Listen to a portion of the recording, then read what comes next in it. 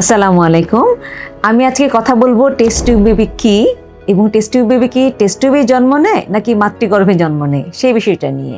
আমি প্রথমেই বলতে চাই যে আমরা রোগীদের বোঝার স্বার্থে অনেক সময় টেস্ট টিউব বেবি এই শব্দটা ব্যবহার করে থাকি, কিন্তু আসলে এটা কোনো মেডিকেল টার্ম না। আমরা মেডিকেল টার্ম বলতে বুঝি আইভিএফ অথবা ইক্সি। সারা বিশ্বের প্রথম যে আইভিএফ অর ইক্সি বেবি বা টেস্ট টিউব বেবি যেটাকে আমরা ব্রড হেডিংয়ে বলি, সেই বেবি জন্ম নিয়েছে লুইস ব্রাউন, জন্ম নিয়েছে 1978 সালে। এরপর থেকে সেটা অনেকবার প্রচেষ্টার ফলে সেই টেস্ট টিউব বেবি জন্ম হয়েছিল, কিন্তু এরপর থেকে প্রযুক্তির অনেক উন্নতি হয়েছে, চিকিৎসা শাস্ত্র অনেক দূর এগিয়ে গিয়েছে এবং সব কিছু মিলে এখন এই চিকিৎসাটা অনেক বেশি স্মুথ হয়েছে এবং সারা বিশ্বে ছড়িয়ে পড়েছে। আমাদের অনেক রোগী ভেবে থাকেন যে টেস্ট টিউব বেবি বোধ হয় টেস্ট টিউবেই সব কিছু হয়, সেই বাচ্চাটা টেস্ট টিউবেই বড় হয় এবং টেস্ট টিউবেই থাকে, একসময় টেস্ট টিউব থেকে বাচ্চাটাকে বের করা হয়। আসলে তা কিন্তু না। এটাকে আমাদের যে ডাক্তারি টার্ম বলি আইভিএফ অর ইক্সি।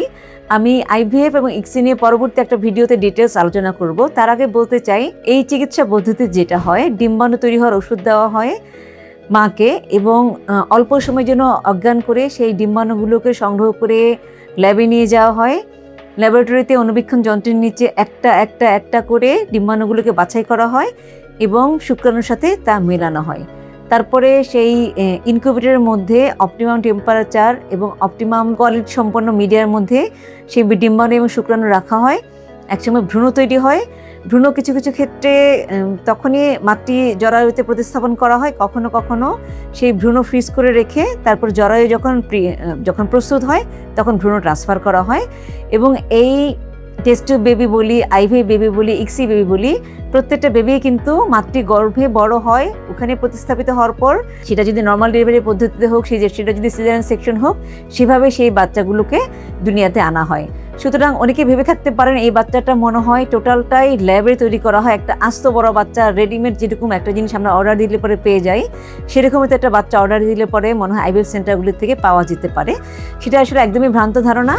চিকিৎসা পদ্ধতিটাতে ডিম্বাণু এবং শুক্রাণু বাইরে নিষিদ্ধ করা হয় এবং একসময় যেটা আমরা ভ্রূণ বা আমাদের যে মানব শিশু, সেটা যেটা অনুবীক্ষণ যন্ত্রের নিচে দেখা যায়, সেটাকে জরায়ুতে প্রতিস্থাপন করা হয়। তার মানে পুরো প্রেগনেন্সি জার্নিটা কিন্তু একজন মা তার জরায়ুতেই ক্যারি করবে। সুতরাং প্রেগনেন্সি নেওয়ার জন্য সেই মাতৃ জরায়ু প্রস্তুত আছে কিনা, সেই মা প্রস্তুত আছে কিনা, সেটা আমাদের দেখার বিষয় আছে। এবং আমাদের যে আইভিএফ বা ইক্সি বেবি বা টেস্ট টিউব বেবি সম্বন্ধে যে ভ্রান্ত ধারণাটা আছে যে এই বাচ্চাগুলো দেখতে মানে অন্যরকম হয়, বা এরা হয়তো লো আইকিউর হয়, বা এরা হয়তো কিছু ডিজিজ নিয়ে জন্মাতে পারে, বা এদের দেখলেই বোঝা যাবে এরা ভেরি স্পেশাল চাইল্ড, আসলে সেরকম কোনো কিছু না। আর 8-10টা স্বাভাবিক শিশুর মতোই প্রত্যেকটা আইভিএফ, ইক্সি বা টেস্ট টিউব বেবি দেখতে একই রকম হয়ে থাকে।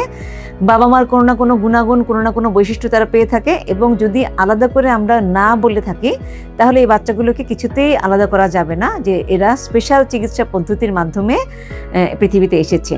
এবং যদিও এই ভিডিওর সাথে রিলেটেড না, তারপরেও বলি, অনেকেই আইভিএফ বা ইক্সি বেবি সম্বন্ধে চিন্তা করে থাকেন যে ইসলামের সাথে কনফ্লিক্ট আছে কিনা। এটা আমার আগের একটা ভিডিওতে এই সম্বন্ধে আমি বিশদ আলোচনা করেছি। আমি আবার আজকে শেষ লাইনটা বলতে চাই, এই চিকিৎসা পদ্ধতি নিজেদের ডিম্বাণু, নিজেদের শুক্রাণু এবং নিজেদের ভ্রূণ দিয়ে তো করলে পরে ইসলামে অবশ্যই চিকিৎসা পদ্ধতিকে সমর্থন করে থাকে।